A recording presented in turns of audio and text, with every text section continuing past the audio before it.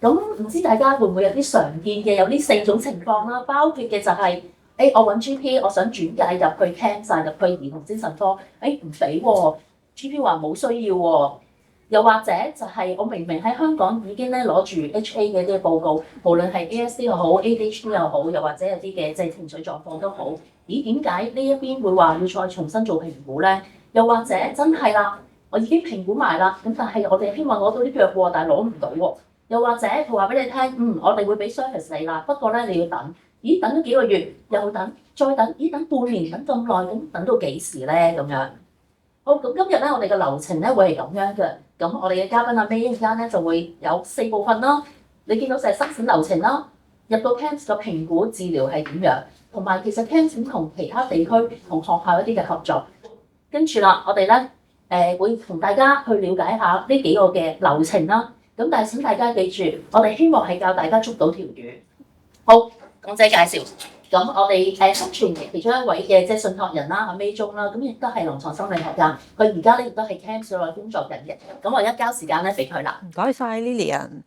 好，咁我哋就開始今日。其實話係講座啦，但係我諗因為呢個題目咧係一個好悶嘅題目，但係亦都係會有好多資料，會可能大家會有好多問題想問，咁所以我哋就會諗呢一個就不如係一個多啲互動嘅一個時間，大家有問題或者有一啲嘢唔知點樣去做嘅話咧，就透過大家嘅問題，而我哋去講解究竟香港同英國嘅兒童及青少年嘅精神科嘅分別係啲乜咧？有啲咩似，有啲咩唔似？而我點樣可以喺呢一度無論我以前係有香港嘅服務，或者係未有嘅，我點樣可以慢慢轉接嚟本地？即係 NHS 嘅 Camps 嗰個服務嗰度可以繼續落去咧，咁呢個就係今日我哋嘅目標。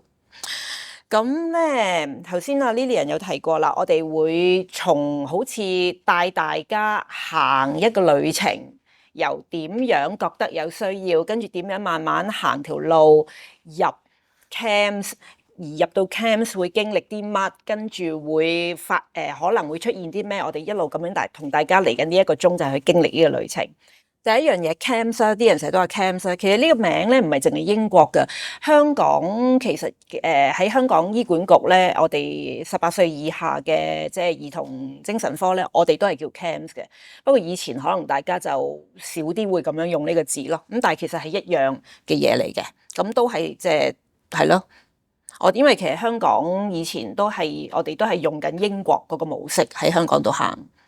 咁主要咧就係會去幫18歲以下嘅細蚊仔同埋年青人。咁大家要留意咧，因為英國都好多唔同嘅郡啊、省啊，每一個唔同嘅 trust 啦，我哋話 NHS 即係等於以前香港嘅聯網啦。你可能有新界東、新界西、香港島咁，呢一度都有唔同嘅 trust 嘅，佢哋好似叫聯網咁唔同嘅 trust。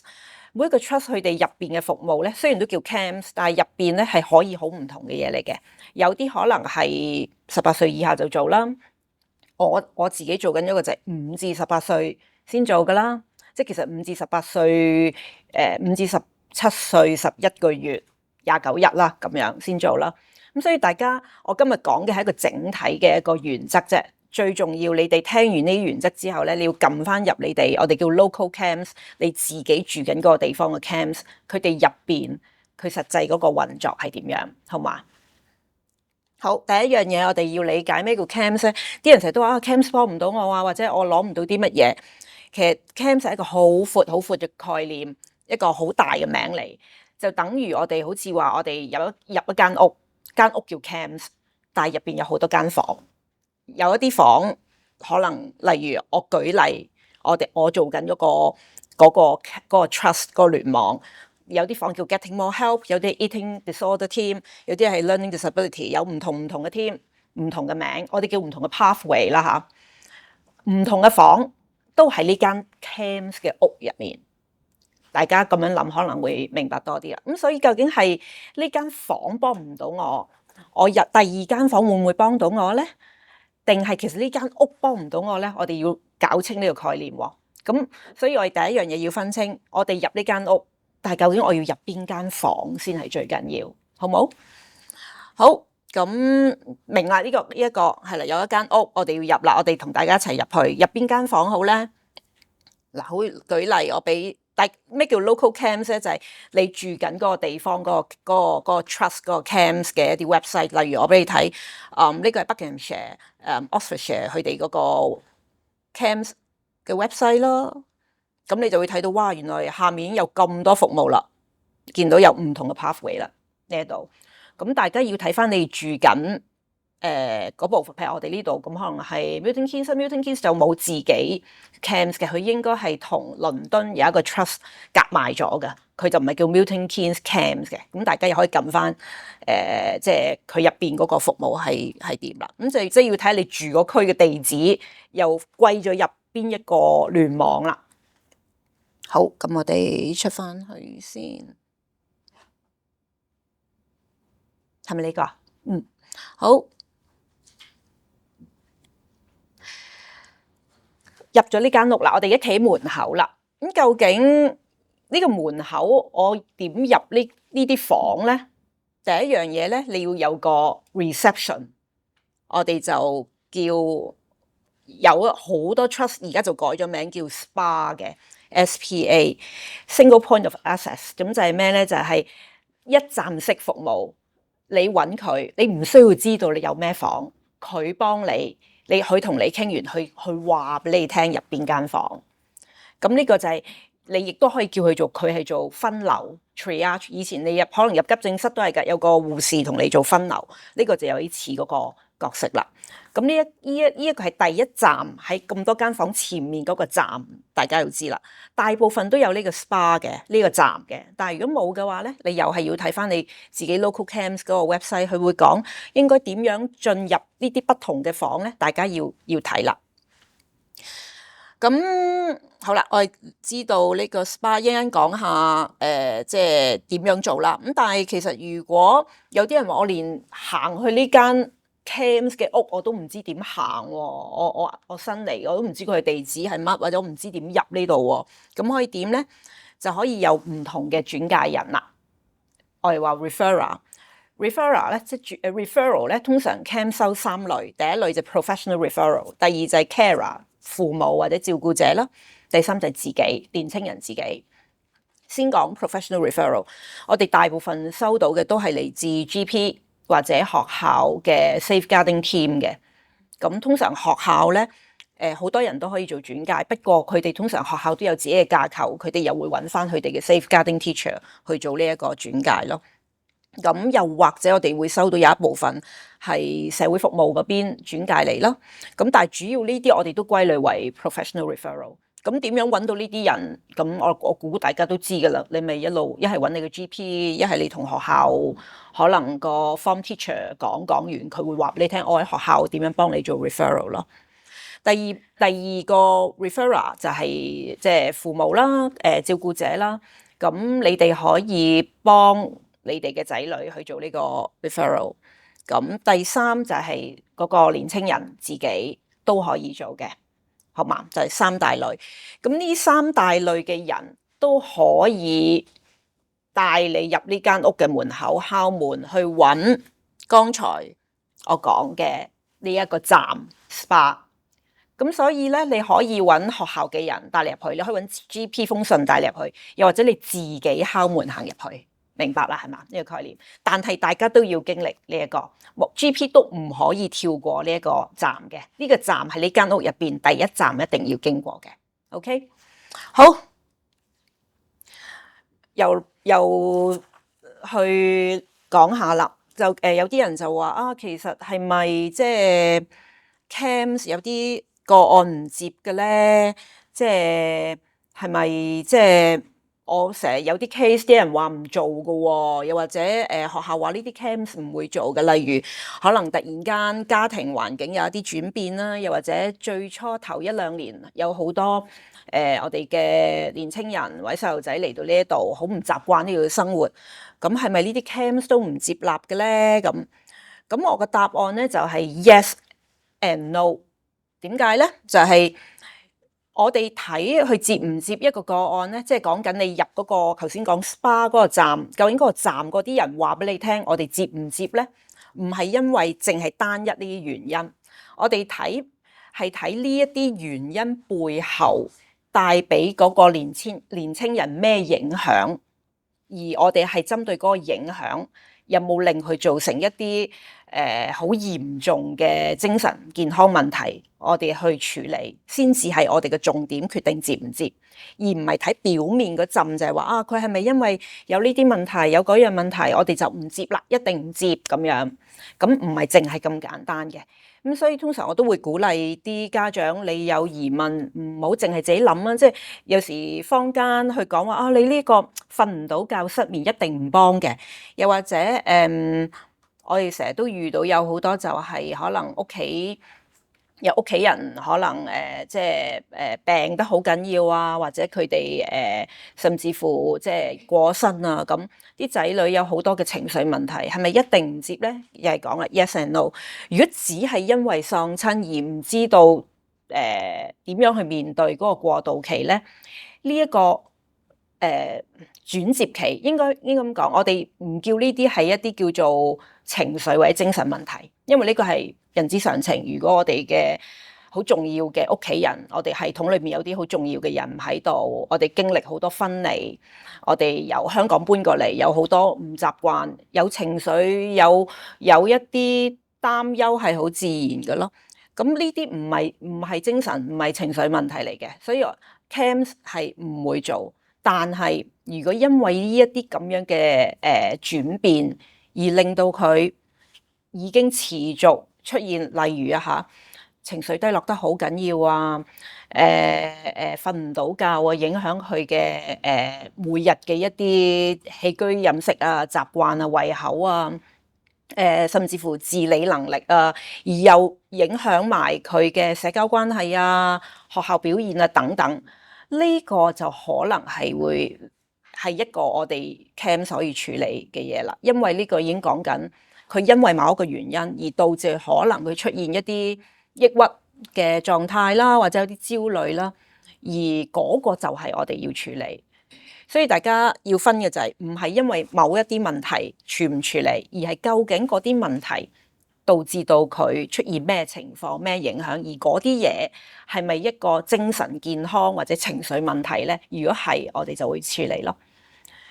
呢個有啲複雜，但係希望可以即係明白啲。我陣間會再講嘅。好啦，咁另一樣嘢要解釋一個概念，就係究竟以後你哋諗，究竟 CAMHS 做唔做咧，接唔接咧？除咗諗嗰樣嘢，究竟係咪真係一個精神健康或者情緒問題？第二樣嘢，我哋就話我哋其實行緊一個咩嘅 model 咧？呢個概念其實係同香港係一模一樣嘅。我哋用一個叫 Step Care Model。咁咧 Step Care Model 意思就係金字塔概念。你見到咧，下面最底層嗰兩層咧 Tier 1同 Tier 2咧，都係一啲我哋話 primary 啲嘅服務，即係全人啲嘅，唔一定係好 medical model 嘅，唔一定係要所謂有病好嚴重先至即係要去嘅，可能係一啲 health visitor， 例如有初生 BB 出世，好似以前香港母嬰健康院打針，你唔係有病先去打嗰啲防疫針㗎。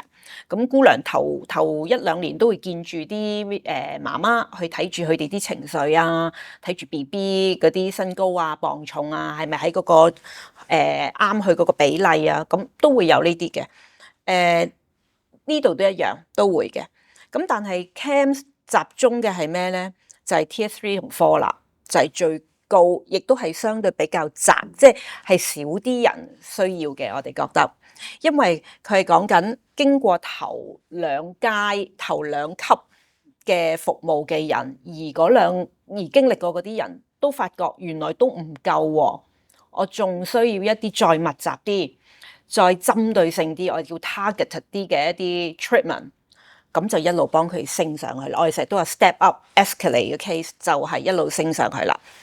咁 Tier 4就係最複雜噶，通常就已經係 Tier 4喺呢一度咧，無論大人、成人精神科同 CAMS 咧，講 Tier 4咧，如果醫生同你講，都講緊差唔多係住院服務嚟㗎啦，可能係日間醫院或者係係啦，即係住院服務咯。咁 Tier 3咧就係頭先我講大部分呢一間屋 CAMS 呢間屋嗱，好冇？咁我今日講多啲就係 Tier 3嘅，因為 Tier 4其實如果真係需要入院，其實就好簡單，醫生已經會話俾你聽點做㗎啦。咁有好多手續，但係大部分 Tier 3咧，大家就會覺得有啲混亂，究竟呢間房咁多個走廊，咁多間房點入咧？咁我會講多啲 Tier 3個服務。好，咁其實唔係淨係見 GP 前要預備，即係唔係話我而家將要入呢間屋啦，我無論揾 GP、揾老師或者我自己要見嗰個站 SPA 呢個站嗰個人之前，我要預備啲咩咧？我應該咁樣改會好啲。最主要咧，大家你去打去同人講，就唔係話我要服務，我要服務。究竟其實點解咧？通常嗰個站嗰個人咧，佢哋就會問究竟而家你哋最表面最 presenting 你遇到啲咩問題咧？咁通常可能大家我估話唔開心啦，係咪啊？或者有一啲自殘嘅行為啦，或者唔返學啦咁。好啦，咁但係你哋要講多啲嘅喎。如果你就咁講，淨係咁講，人哋都覺得冇好多人都係咁噶啦，係咪？都唔係一個精神健康或者情緒問題嘅喎。最重要講嘅就係對你哋嘅仔女有咩影響？好似頭先講個影響係啲乜嘢？有冇影響佢起居飲食啦？有冇影響佢啲人際關係咧、家庭關係啦？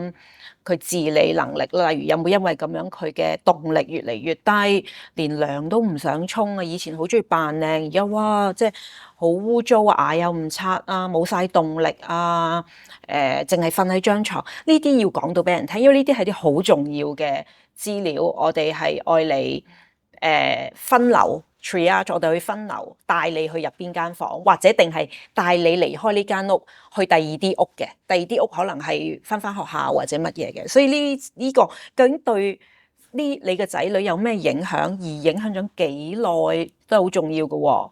你話哦一兩日咁，人人都可能會有啲咁，我哋話會低落，即係或者會頹咗嘅情況。咁但係你話持續，我哋要持續幾耐？起碼2個禮拜。我哋話你會發覺，起碼都持續有2個禮拜都係咁，同埋唔係淨係單一情況喎，即係唔係淨係喺屋企出現嘅。佢喺學校都有咁樣問題，起碼要多過一個範疇出現佢嘅影響，佢有轉變先係最重要。咁係啦，即係同埋有一樣嘢咧，如果嚟得去 CAMS Tier 3咧，我哋都會好去睇嘅就係究竟個風險啊，個 risk 係啲乜嘢？咁呢樣嘢，如果你哋有擔心，我估你哋帶得你哋嘅仔女去入呢間屋，可能你哋心裏面都有啲嘢擔心嘅。咁你可以講俾嗰個站嘅人聽，就係例如原來佢有自殘喎，佢戒手或者佢成日都諗話，即係覺得做人即係都唔知為乜啦，好絕望啊，好灰啊，甚至乎可能有計劃啊，或冇行動，有冇行動嗱？呢又好重要啦。有計劃又係咪一樣嘢啦？定係冇計劃，但係成日都覺得啊，如果我企出嚟有架車撞咗埋嚟都唔緊要啦。呢啲我哋都叫 passive way of， 即係一啲好似想傷害自己嘅喎，即係唔係 actively 去做啲嘢，但係佢唔介意有啲不幸嘅嘢發生喺自己度。咁呢啲嘢你哋都要講過，呢個都係我哋去評估個 risk 究竟有幾高風險嗱。risk 咧要分有3大範疇，大家可以留意啦。頭先我講嗰啲就係佢自己對自己嗰個 risk， 即係個 harm to self。第二個 risk 就係 harm to others。有冇可能佢個風險係傷害人咧？例如佢自己好衝動，好咩？但係佢就成日搞啲細佬妹，即係可能會一錘就打落阿妹度啊，又或者成日喺學校打交啊，或者會做啲好危險嘅嘢啊。呢個可能係 risk to others 嘅喎。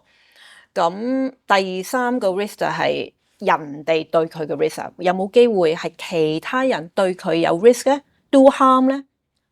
可能係咩咧？就係因為佢呢一個咁嘅情緒狀態，佢好容易成日都相信或者同一啲你覺得唔係好合適嘅人一齊，而嗰啲人可能會俾咗啲好唔好嘅影響佢，例如會唔會好容易同啲人係會同毒品有關係啊，或者話同埋一班朋友成日去飲酒，但係其實佢唔應該飲嘅，佢個年紀呢啲咪可能會受到不良嘅影響，被人 do harm on佢咯。3個範疇，呢3個 risk， 如果你哋諗一諗清楚，跟住你可以同呢一個 SPA 呢個站講到，或者如果你同 GP 講又好，邊個都好，呢個就非常之重要啦，好冇？好，咁我哋跟住落去係咩咧？第二樣嘢，究竟大家做父母照顧者可唔可以決定我個仔女嚟 camps 嘅？佢唔願意，我都要拉佢入呢間屋，擁佢入間房，得唔得嘅咧？我佢阿爸阿媽喎，佢得12歲啫喎，得唔得嘅咧？咁原則上咧，喺香港咧，其實都會話俾你聽係唔得嘅。不過我估大家呢個就有啲文化差異喺呢度咧，大家要好知道就係佢哋好着重講緊兒童權利。16歲以上，即係16、17，我哋假設已經係個大人嚟㗎啦，佢絕對係可以自己決定授權俾同意，我想我要咩治療或者唔要咩治療，或者我唔俾而家我同你傾嗰啲資料俾父母或者某啲人知，呢個佢絕對有權。即係正如大家係大人，你哋都有權，我去揾治療嗰陣，我唔俾我個 partner 知，或者我唔俾啲乜嘢人知，絕對有嘅。當然有個包底嘅條款，就係萬一有 safeguarding risk， 即係如果有 risk 傷害到人、傷害到自己或者有人傷害到佢，咁我哋就要打破呢一個保密嘅原則啦。但係今日要同大家講第二個樣嘢咧，就係香港冇嘅，就係叫 Gitlick competence， 就係咩咧？其實就係幾廿年前咧，英國咧曾經出現咗單案例咧，就係 Norfolk， 好似係 Norfolk 噶，係啦。就有家長咧就去告佢哋個縣政府，就話要禁止向兒童未得父母同意就俾 GP 俾避孕藥或者避孕措施佢哋啲仔女。咁當時縣政府都係批咗嘅，即係話禁止咗嘅，唔可以未得父母同意就俾。但係後嚟呢樣嘢又再升級去到國會，國會又推翻，就係話假設16歲以下嘅年青人或者細路仔，我哋應該假設佢係有能力去授權佢，或者去揀同意或者唔同意佢哋要啲乜嘢 medical treatment， 或者唔要啲乜嘢嘢嘅。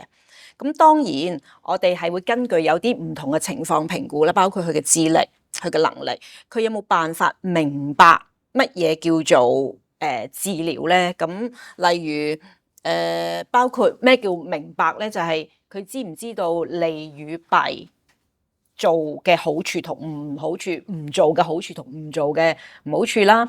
佢有咩選擇啦？如果佢唔做，同埋如果佢唔做，會唔會影響佢嘅生命啦？如果係嘅，又係包底條款，呢個我哋又係冇辦法完全聽佢噶啦，或者冇辦法唔聽父母噶啦。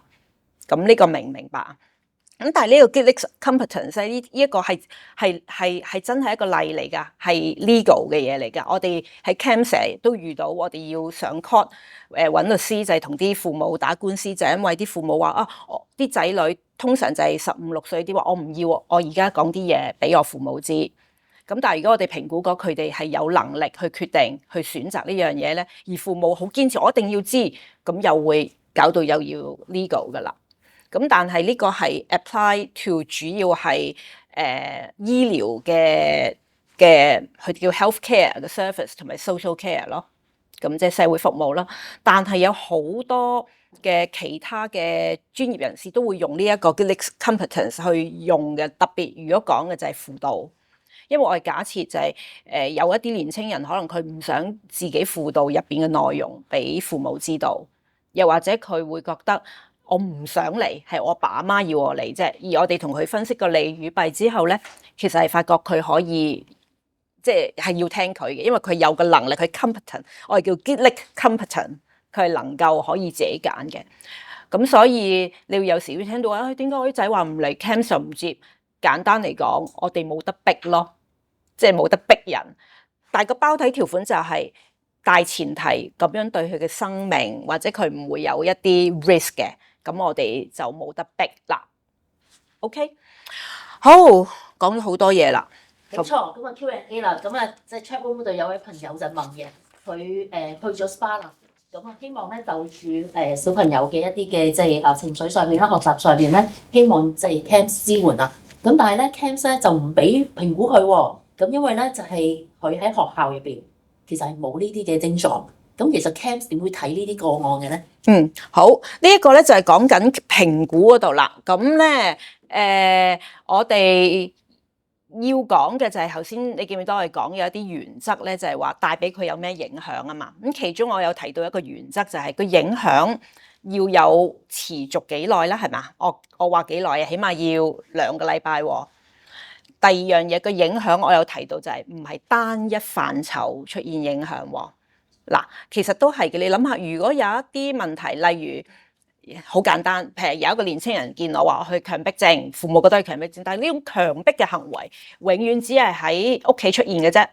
但係佢社交冇出現喎，佢返教會冇嘢喎，佢喺學校冇嘢喎。當然家長通常都會會同佢講佢 mask up，呢度好多人都會用佢 masking，去扮，佢好辛苦咁頂住嘅啫，可能係頂得好辛苦，返到屋企會崩潰，所以再差啲。但係頂到學校會唔會佢日間又有社交有教會都頂到，去做 part time 都頂到？咁呢個就係大家會有一個問號，究竟其實係真係會唔會屋企有一啲情況係令到呢一個年青人有一啲所謂重複嘅行為不斷維持住咧？咁呢個可能係一個問號。咁所以咧，如果你話啱頭先嗰個家長講啊，佢唔接喎，佢唔做評估，咁你就要諗下你俾嗰啲資料究竟係有冇達到嗰個係咪淨係真係得單一範疇咧？定係其實我可能講漏咗，佢喺學校冇，其實我留意到佢喺我哋好多親戚嘅聚會啊、教會啊，或者佢連喺佢嘅興趣班啊、球隊都出現嘅，不過我冇講。咁呢個家長又要留意一下啦，好嗎？